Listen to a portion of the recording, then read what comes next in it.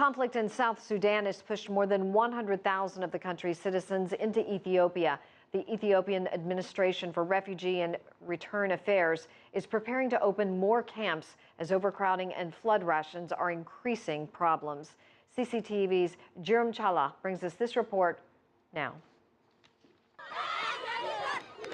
South Sudanese refugees entering Ethiopia in their thousands through the Pagag entry point, all chanting songs of freedom and excited to have arrived in Ethiopia. It's because of an intense war in Nasir town that we have left our country. We do not have food to eat. Generally, the situation is hostile there. Many people have died in Nasser because the war erupted everything in Nasser, and then that's why the people they came here as a refugee. They can come here in Ethiopia to save their life.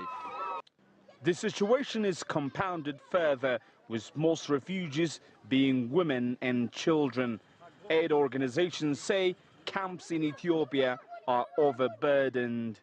It's an awful and appalling situation, but the one piece of good news in all of this is that, firstly, the Ethiopian government and the Ethiopian people, so generous, opening up their borders freely, allowing people to get the refuge, the safety, the protection that they so desperately need.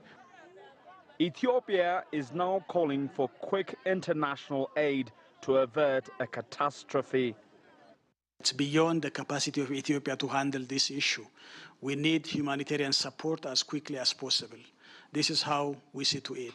If the international community lags behind in supporting the humanitarian aid to these refugees, there will be a catastrophe in that area.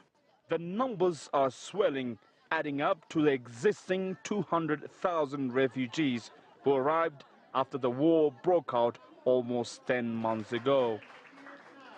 There is still a serious humanitarian situation unfolding in South Sudan, and aid organizations say the international community should exert its utmost efforts to make sure that the catastrophe is not going to happen.